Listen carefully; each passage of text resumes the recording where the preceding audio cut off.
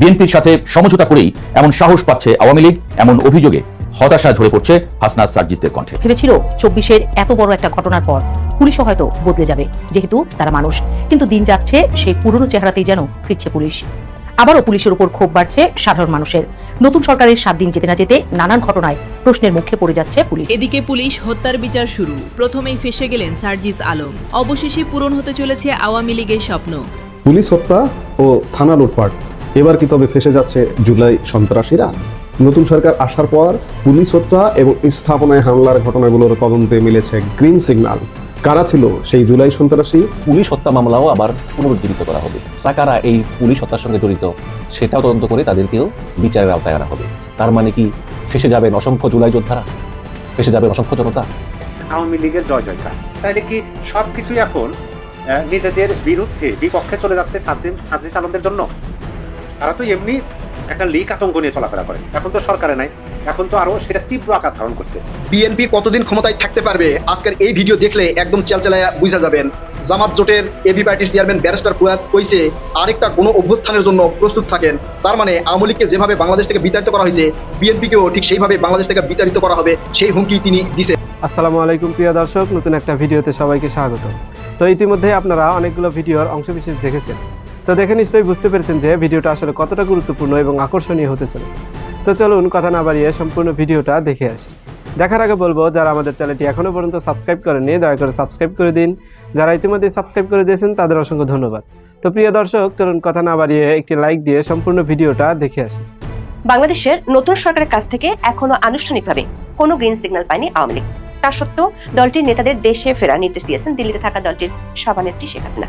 বাংলাদেশের নির্বাচন পরবর্তী পরিস্থিতি এবং আওয়ামী লীগের ভবিষ্যৎ কর্মসূচি নিয়ে 24শে ফেব্রুয়ারি সকালে দলের ওয়ার্কিং কমিটির বৈঠকে ভার্চুয়ালি এই নির্দেশ দেন শেখ হাসিনা।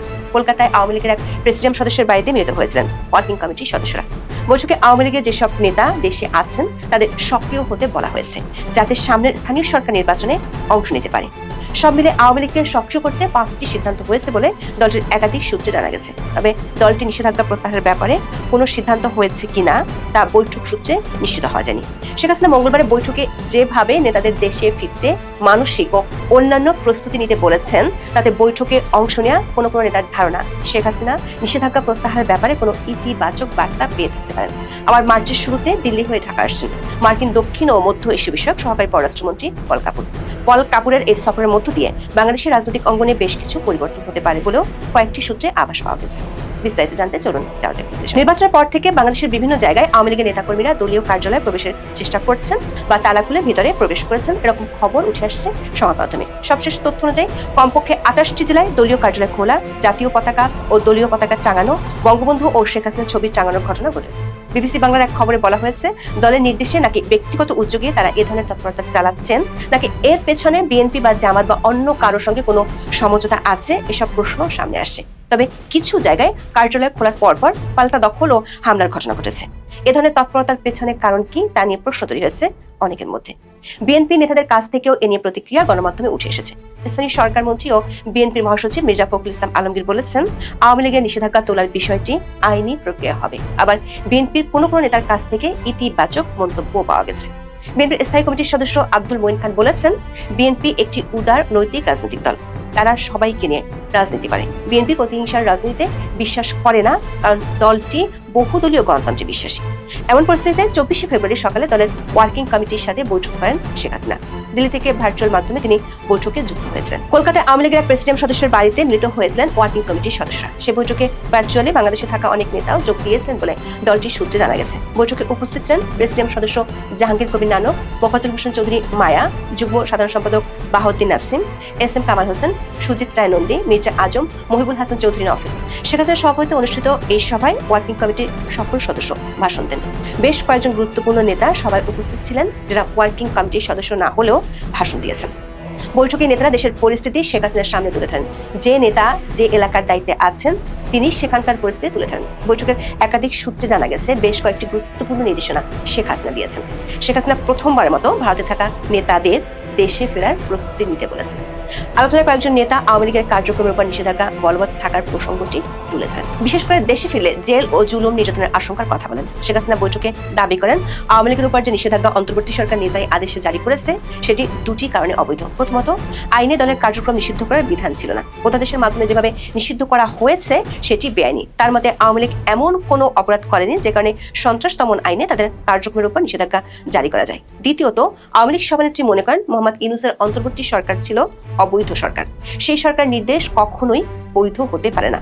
এরপরই শেখ হাসিনা বিএনপি সরকারের নাম না করে বলেন, আশা করব বর্তমান সরকার এই অবৈধ নিষেধাজ্ঞা প্রত্যাহার করবে। যদি না করে তখন আওয়ামী লীগ তার মতো করে সিদ্ধান্ত নেবে এবং কর্মসূচি ঘোষণা করবে। তবে শেখ হাসিনা মঙ্গলবারের বৈঠকে যেভাবে নেতাদের দেশে ফিরতে মানসিক ও অন্যান্য প্রস্তুতি নিতে বলেছেন তাতে কোনো কোনো নেতার ধারণা নিষেধাজ্ঞা প্রত্যাহারের ব্যাপারে কোনো ইতিবাচক বার্তা পেয়ে থাকতে পারেন। বৈঠকে শেখ হাসিনা দেশে থাকা নেতাদের সক্রিয় হতে নির্দেশ দিয়েছেন। বিশেষ করে 8টি বিভাগের দায়িত্বপ্রাপ্ত যারা দেশে আছেন তাদেরকে তৎপরতা বাড়ানোর নির্দেশ দেওয়া হয়েছে। জেলা পর্যায়ে নেতাদের স্থানীয় সরকার নির্বাচনে অংশ নেওয়ার জন্য প্রস্তুতি নিতেও বলা হয়েছে। পর্যায়ক্রমে দলীয় তৎপরতা বাড়ানোর মধ্য দিয়ে 17 মার্চ দলীয়ভাবে বঙ্গবন্ধু শেখ মুজিবুর রহমানের জন্মদিন পালন করতে চায় দলটি।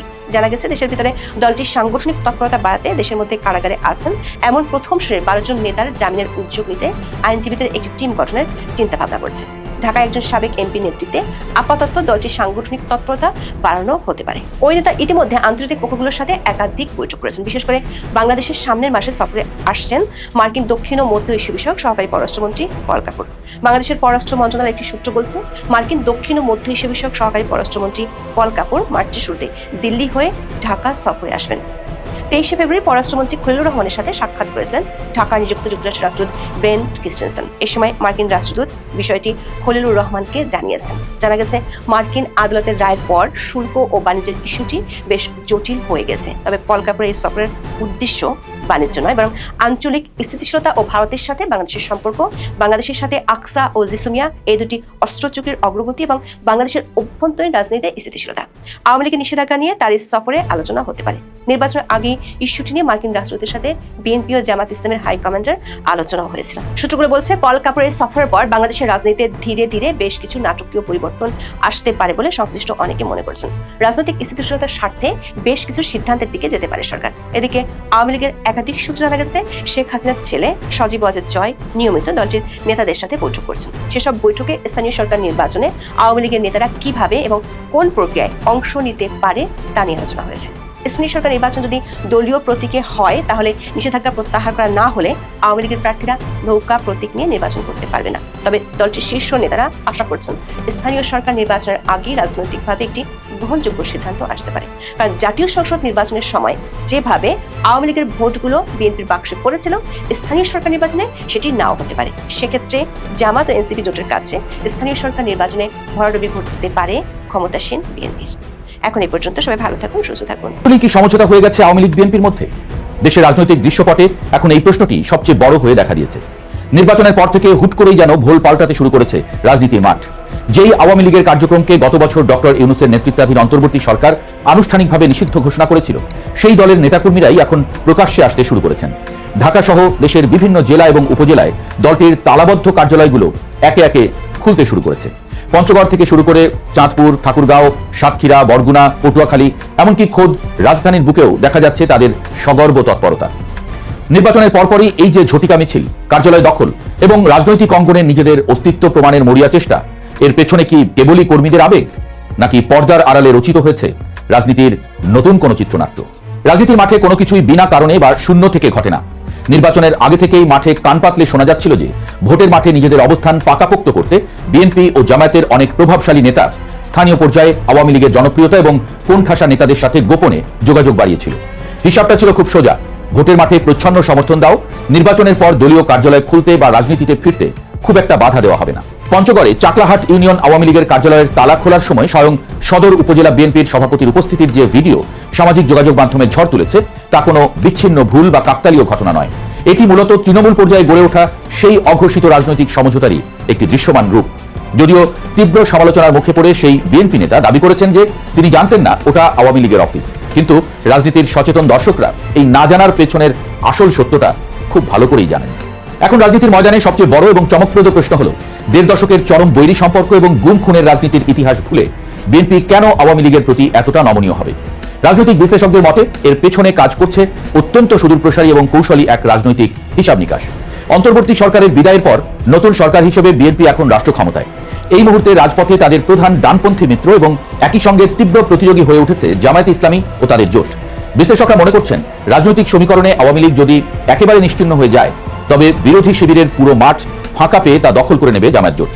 তখন সরকারকে যখন তখন চাপে ফেলা বা ব্ল্যাকমেইল করার একচেটিয়া ক্ষমতা চলে যাবে তাদের হাতে। কিন্তু রাজনীতির মাঠে যদি একটি কোণঠাসা অথচ দৃশ্যমান আওয়ামী লীগ টিকে থাকে, তবে জামায়াত চাইলেও সরকারের বিরুদ্ধে খুব একটা ঝামেলা বা একক আধিপত্য বিস্তার করতে পারবে না।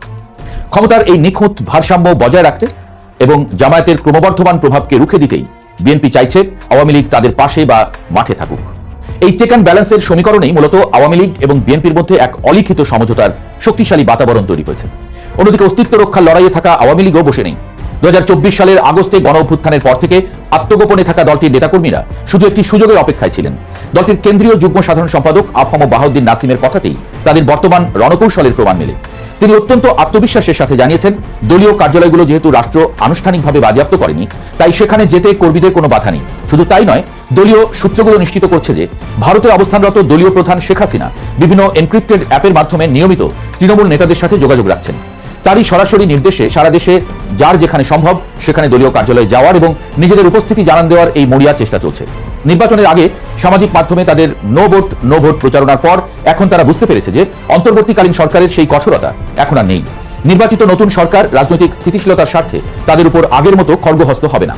এই বিশ্বাস থেকেই ঢাকা বিশ্ববিদ্যালয়ের শিক্ষক আকম জামাল উদ্দিনের মতো নেতারা ধানমন্ডি 32 নম্বরে যাওয়ার সাহস দেখাচ্ছেন এবং কর্মীরা বঙ্গবন্ধু এভিনিউয়ের দিকে পা বাড়াচ্ছেন। তবে এই সমঝোতা বা কার্যালয় খোলার প্রক্রিয়া যে একেবারে মসৃণ আর বাধাহীন তা কিন্তু নয়। উপরতলার বা প্রভাবশালী নেতাদের মধ্যে এক ধরনের বোঝাপড়া তৈরি হলেও মাঠের বাস্তবতা অনেক জায়গাতেই বেশ উত্তপ্ত। অনেক এলাকাতেই বিএনপির যে অংশটি এই সমঝোতার বাইরে বা সুবিধাবঞ্চিত রয়ে গেছে, তারা আওয়ামী লীগের এই প্রত্যাবর্তনে তীব্র বাধা দিচ্ছে। গত বৃহস্পতিবার ময়মনসিংহের তারাকান্দায় দলটির কার্যালয় খোলার পরপরই বৈষম্য বিরোধী ছাত্র আন্দোলন এবং জাতীয় নাগরিক পার্টির নেতাকর্মীরা যেভাবে বিক্ষোভ করে কার্যালয়ের ভেতরে গাড়ির টায়ারে আগুন জ্বালিয়ে দিয়েছে, তা প্রমাণ করে যে সাধারণ ছাত্র জনতা এবং মাঠ পর্যায়ের অনেক কর্মী এখনো এই সমঝোতা মেনে নিতে প্রস্তুত নয়। বঙ্গবন্ধু এভিনিউতে বা ধানমন্ডিতে সভানেত্রীর কার্যালয়ের সামনে যখন আওয়ামী লীগের কর্মীরা জাতীয় পতাকা হাতে স্লোগান দিচ্ছেন, তখন একদল মানুষ এর তীব্র প্রতিবাদও জানাচ্ছেন। অর্থাৎ দলটির ফিরে আসার এই চেষ্টার পথে পদে পদে বাধা রয়েছে ঠিকই, তবে সেই বাধা পেরোনোর জন্য প্রশাসনের নীরবতা এবং উপর মহলের যে প্রচ্ছন্ন সম্মতি তারা পাচ্ছে, সেটাই তাদের মূল সাহসের জায়গা। সব মিলিয়ে ঢাকা বিশ্ববিদ্যালয়ের শিক্ষক মোহাম্মদ মুজিবুর রহমান এবং রাজনৈতিক বিশ্লেষক জুবাইদা নাসরিনের মতো বিজ্ঞজনেরা মনে করছেন, একটি নির্বাচিত সরকার ক্ষমতায় আসার পর রাজনৈতিক স্থিতিশীলতাই তাদের প্রধান লক্ষ্য হয়ে দাঁড়ায়। দেশের অন্যতম বৃহৎ একটি রাজনৈতিক দলকে দীর্ঘকাল নিষিদ্ধ করে রাখা কিংবা তাদের লাখ লাখ কর্মীকে মাঠের বাইরে রেখে টেকসই স্থিতিশীলতা আনা সম্ভব নয়। গত সরকার তাদের নিষিদ্ধ করে নির্বাচনে অংশ নিতে দেয়নি ঠিকই, কিন্তু তার মানে এই নয় যে দলটি আজীবন নিষিদ্ধ থাকবে। বিএনপি খুব ভালো করেই সেই বাস্তবতাটা অনুধাবন করতে পেরেছে। তাই হাসনাত আব্দুল্লাহ বা সার্জিস আলমরা যতই হতাশা প্রকাশ করুক না কেন, যতই বলুক, সেই পুরনো রাজনীতি নির্জলা বাস্তবতা হলো রাজনীতি তার নিজস্ব গতিতেই চলে। আবেগ আর অভ্যুত্থানের স্লোগান দিয়ে হয়তো ফ্যাসিবাদের পতন ঘটানো যায়, কিন্তু রাষ্ট্র চালাতে গেলে প্রয়োজন হয় হিসেবই চালের। আর সেই হিসেবের খাতাতেই জামায়াতকে ঠেকাতে এবং নিজেদের রাজনৈতিক জমি নিরঙ্কুশ রাখতে আওয়ামী লীগের সাথে বিএনপির এই ভাই ভাই সমঝোতা এখন আর কোনো গোপন বিষয় নয়, বরং দিনের আলোর মতো স্পষ্ট এক রাজনৈতিক বাস্তবতা, এমনটাই মনে করছেন বিশ্লেষকরা। নিশ্চয় একটা রাষ্ট্রের জন্য কতটা গুরুত্বপূর্ণ সেটা একটা অবুঝ বালকও জানে। 24-এর 5 আগস্টের পর পুলিশ যখন ছন্নছাড়া পালিয়ে বেড়াতে হচ্ছে থানা স্টেশন ছেড়ে, তখন দেখা গিয়েছিল দেশের পরিস্থিতি। চোর ডাকাত মদ ঠেকাতে লাঠি হাতে রাস্তায় নামতে হয়েছিল সাধারণ মানুষকে। দেশ তখন পতন দেখছে বলে। যা হোক, নতুন রূপে ফিরছে পুলিশ, নতুন পোশাক, মানুষ সাহস দিল, আমরা পুলিশের পাশে আছি। কিন্তু সেই ঘটনার বছর দেড়েক পর সেই নতুন দিনের পুলিশের কেউ কেউ সাধারণ মানুষের উপর হাত লাঠি তুলছে সরাসরি, কোনো বাছবিচার ছাড়াই। সাংবাদিকদের পিটিয়ে ভেঙে ফেলা হচ্ছে লাঠি। প্রশ্ন উঠছে, 24-এ পুলিশ নিজেদের উপর যা নির্মমতা দেখেছে সেসব তাহলে পুষে রেখেছিল তারা, এখন সেটা ফিরিয়ে দেয়া হচ্ছে তা সুদে আসলে। ঘটনায় যায় সোমবার সৌরওয়ার্দী উদ্যানে হঠাৎ পুলিশের অভিযান। এই উদ্যানে অনেকদিন ধরে নেশাপাতি চলে প্রশাসনের সামনে, নিয়মিত অভিযানও চলে, কিন্তু কোনো এক অদৃশ্য কারণে কোনো সমাধান হয় না। দেদারসে চলে মাদক ব্যবসা। যা হোক, এদিন পুলিশ রুটিন টহল দিচ্ছিল। সাংবাদিকরা লাইভে সেই ঘটনার সম্প্রচার করছিলেন, কিন্তু হঠাৎই কোনো রকম পূর্বাভাস ছাড়াই সাংবাদিকদের পেটানো শুরু করেন পুলিশ সদস্যরা। সে কি মার, সাপকেও মানুষ এমন ভাবে মারে না বোধ হয়। প্রশ্ন উঠল, এতটা সাহস পেল কোথায় পুলিশ? হঠাৎ করে আবার অভিযোগের তীর ডিসি মাসুদের দিকে। মানুষ বলা শুরু করলো মাসুদরা তাহলে ভালো আর হবেই না। এই পর্যায়ে এসে সবচেয়ে বড় প্রশ্নটি সামনে এসে দাঁড়ায়, পুলিশ পেটায় কেন? কেন তাদের লাঠি এত সহজে সাধারণ মানুষের পিঠে, মাথায় বা গালে ওঠে? সমাজবিজ্ঞানী ও বিশ্লেষকরা বলেন এটি মূলত জবাবদিহিতার অভাব এবং ক্ষমতার অপব্যবহারের এক জঘন্য মনস্তত্ত্ব। যুগের পর যুগ ধরে পুলিশকে ব্যবহার করা হয়েছে লাঠিয়াল বাহিনী হিসেবে। তারা ধরে নিয়েছে যে ইউনিফর্ম গায়ে চাপাতেই তারা আইনের ঊর্ধ্বে চলে যায়। 24-এর গণঅভ্যুত্থানের পর যখন তারা জনরোষের মুখে পড়েছিল, তখন তারা বুঝেছিল জনগণের শক্তির কাছে তাদের লাঠি কতটা তুচ্ছ।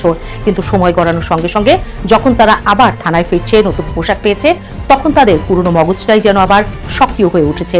তারা ভুলে গেছে যে তাদের বেতন হয় জনগণের ট্যাক্সের টাকায়। তাদের মনে একটা সুপ্ত ক্ষোভ বা সুপিরিয়রিটি কমপ্লেক্স কাজ করছে। তারা হয়তো মনে করছে সেদিনের সেই অসহায়ত্বের প্রতিশোধ এখন নিতে হবে, আর তাই যেখানে সেখানে সাধারণ মানুষকে পেটাতে তাদের বুক কাঁপছে না। এরই মধ্যে আবার নতুন করে আলোচনায় এসেছেন শিক্ষামন্ত্রী আনম এহসানুল হক মিলন। তিনি কেন এমনটা বললেন তা নিয়েও চলছে বিস্তর বিতর্ক। নতুন শিক্ষামন্ত্রী হিসেবে দায়িত্ব নিয়েই তিনি শিক্ষাঙ্গনে শৃঙ্খলা ফেরানো এবং শিক্ষার্থীদের আড্ডাবাজি বন্ধে কঠোর হুঁশিয়ারি দিয়েছিলেন। তার বক্তব্য ছিল শিক্ষার্থীরা ক্লাস ফাঁকি দিয়ে বা অকারণে লেকে পার্কে আড্ডা দিতে পারবে না। শিক্ষামন্ত্রীর এই হুঁশিয়ারির পরপরই যেন পুলিশ ধানমন্ডি লেক সহ বিভিন্ন স্পটে অ্যাকশনে নেমে পড়ে। শিক্ষামন্ত্রীর উদ্দেশ্য হয়তো ছিল শিক্ষার পরিবেশ ঠিক রাখা, কিন্তু পুলিশ সেই নির্দেশনার অপব্যাখ্যা করে সাধারণ মানুষের উপর চড়াও হওয়ার লাইসেন্স হিসেবে ধরে নিল। একজন মন্ত্রী যখন কোনো নির্দেশ বা সতর্কবার্তা দেন, তখন আইনশৃঙ্খলা রক্ষাকারী বাহিনীর উচিত সেটা পেশাদারিত্বের সঙ্গে মোকাবেলা করা, কাউকে বিনা অপরাধে চড় মারা নয়। শিক্ষামন্ত্রীর কথায় কি তবে পুলিশ আরো বেপরোয়া হওয়ার সাহস পেল, নাকি পুলিশ নিজেদের খেয়াল খুশি মতো মন্ত্রীর কথার সুযোগ নিয়ে ক্ষমতার দাপট দেখাচ্ছে? তাহলে পুলিশের কাজ কি হওয়া উচিত? পুলিশের প্রধান এবং একমাত্র কাজ হওয়া উচিত জনগণের জানমালের নিরাপত্তা নিশ্চিত করা। পুলিশ কোনো বিচারক নয় যে তারা রাস্তায় দাঁড়িয়ে কাউকে শাস্তি দেবে। তাদের কাজ অপরাধীকে আইনের আওতায় আনা, প্রমাণ সংগ্রহ করা এবং আদালতে পেশ করা। কাউকে চড় মারা, লাঠি দিয়ে পেটানো বা সাংবাদিকদের কাজে বাধা দেয়া কোনোভাবেই পুলিশের ডিউটি ম্যানুয়ালের অংশ হতে পারে না। গণতান্ত্রিক সমাজে পুলিশের ভূমিকা হতে হবে সেবকের, শাসকের নয়। কিন্তু আমাদের দেশের পুলিশ যেন সবসময় জনগণের প্রভু হয়ে থাকতে চায়। যখনই তারা সুযোগ পায় তখনই তারা এই প্রভুত্ব কায়েমের নোংরা রূপটি বের করে আনে। পুলিশের কাজ মাদক ব্যবসায়ীদের ধরা, কিন্তু সেই অভিযানের নামে তারা যদি নিরীহ সাংবাদিক বা সাধারণ মানুষকে পেটায়, তবে সেটা আর আইন শৃঙ্খলার রক্ষা থাকে না, সেটা হয়ে যায় রাষ্ট্রীয় সন্ত্রাস। আর এই রাষ্ট্রীয় সন্ত্রাসের প্রতিবাদে মানুষ কিন্তু এবার আর চুপ করে বসে নেই। সামাজিক যোগাযোগ মাধ্যম থেকে শুরু করে রাজপথ সর্বত্রই প্রতিবাদের ঝড় উঠেছে। সোহরাওয়ার্দী উদ্যানের সাংবাদিকদের পেটানো এবং ধানমন্ডি লেকে তরুণকে চড় মারার ঘটনার পর সাধারণ মানুষ ক্ষোভে ফেটে পড়েছে। গণতান্ত্রিক অধিকার কমিটি সহ বিভিন্ন সংগঠন পুলিশের এই হয়রানিমূলক আচরণের বিরুদ্ধে তীব্র নিন্দা জানিয়েছে। তারা পরিষ্কার বলছে, মাদক বিরোধী অভিযানের নামে এই পুলিশি হয়রানি কোনোভাবেই মেনে নেওয়া হবে না। সাধারণ মানুষ আজ একাট্টা, তারা আর মুখ বুজে মার খেতে রাজি নয়। ক্ষুব্ধ মানুষ এবং সাংবাদিকরা এরই মধ্যে থানার সামনে বিক্ষোভ শুরু করেছেন। তারা স্লোগান দিচ্ছেন, বিচার চাইছেন। থানার সামনে দাঁড়িয়ে সাধারণ মানুষ প্রশ্ন ছুড়ে দিচ্ছেন, আমাদের ট্যাক্সের টাকায় কেনা লাঠি দিয়ে আমাদেরই পেটানো হচ্ছে কেন? মানুষের এই বিক্ষোভ প্রমাণ করে যে 24-এর পর দেশের মানুষের মনুষ্যত্বে যে পরিবর্তন এসেছে সেটা পুলিশ এখনো অনুধাবন করতে পারেনি। মানুষ এখন আর ভয় পায় না, তারা অন্যায়ের চোখে চোখ রেখে প্রতিবাদ করতে শিখেছে। এই প্রতিবাদ শুধু কয়েকজন পুলিশের বিরুদ্ধে নয়, এই প্রতিবাদ পুরো পুলিশি কাঠামোর অপব্যবহারের বিরুদ্ধে। বিশ্লেষকরা কি বলছেন এই পরিস্থিতি নিয়ে? রাজনৈতিক ও নিরাপত্তা বিশ্লেষকরা এই ঘটনাগুলোকে অশনি সংকেত হিসেবে দেখছেন। তাদের মতে নতুন সরকার ব্যবস্থায় পুলিশের এই ধরনের আচরণ সরকারের ভাবমূর্তিকে মারাত্মকভাবে ক্ষুণ্ণ করছে। বিশ্লেষকদের মতে শুধু পোশাক বদলালেই পুলিশের খোলনলচে বদলায় না, বদলাতে হয় তাদের ট্রেনিং এবং মাইন্ডসেট বা মানসিকতা। যদি দোষী পুলিশ সদস্যদের দৃষ্টান্তমূলক শাস্তি না দেওয়া হয়, তবে এই বাহিনী আবারও একটি দানবীয় রূপ ধারণ করবে। মাঠ পর্যায়ে পুলিশ সদস্যরা আরও বেশি বেপরোয়া হয়ে উঠবে। বিশ্লেষকরা বলছেন, অবিলম্বে পুলিশের জন্য একটি স্বাধীন পুলিশ কমিশন গঠন করতে হবে, যেখানে পুলিশের যে কোনো অপরাধের বিচার নিরপেক্ষভাবে হবে। প্রসঙ্গক্রমে সাম্প্রতিক সময়ে আরেকটি ঘটনার কথা টেনে বলা যেতে পারে, যেখানে পুলিশের তথাকথিত মোরাল পুলিশিং বা নৈতিক পাহারাদারির নগ্ন রূপ দেখা গেছে। কুষ্টিয়া সংসদ সদস্য আমির হামজার একটি ভিডিও সম্প্রতি ভাইরাল হয়েছে। সেখানে দেখা যায় রমজান মাসে একটি চায়ের দোকানে ক্যারাম খেলা এবং টিভি চলা নিয়ে তীব্র আপত্তি জানাচ্ছেন, আর তার পাশেই সাদা পোশাকে দাঁড়িয়ে থাকা এক পুলিশ কর্মকর্তা অত্যন্ত ঔদ্ধত্যের সঙ্গে চা দোকানিকে ধমকাচ্ছেন। যেন ক্যারাম খেলা বা টিভি দেখা কোনো মহা অপরাধ। এই যে পুলিশের মানুষের ব্যক্তিগত জীবনে নাক গলানো বা মোরাল পুলিশিং করা, এর অধিকার তাদের কে দিয়েছে? আমির হামজার মতো জনপ্রতিনিধিরা যখন পুলিশকে সাথে নিয়ে মানুষের ব্যক্তি স্বাধীনতায় হস্তক্ষেপ করেন, তখন পুলিশের আস্ফালন আরো বেড়ে যায়। তখন তারা ভুলে যায় যে তাদের আসল কাজ অপরাধ দমন করা, সাধারণ মানুষের চায়ের দোকানের ক্যারাম বোর্ড বন্ধ করা নয়। সব মিলিয়ে দেশের আইন শৃঙ্খলা পরিস্থিতির যে চিত্র ফুটে উঠছে তার রীতিমতো ভাবনার বিষয়। সরকার এবং নীতি নির্ধারকদের এখনই কঠোর হতে হবে। এর মধ্যেও একটি ভালো খবর আছে। প্রধানমন্ত্রীর হস্তক্ষেপে ঢাকায় অপহরণের 1.5 ঘন্টার মধ্যে এক স্কুল ছাত্র উদ্ধার হয়েছে। এই অপারেশনের নেতৃত্বে ছিলেন আবার সেই ডিসি মাসুদ।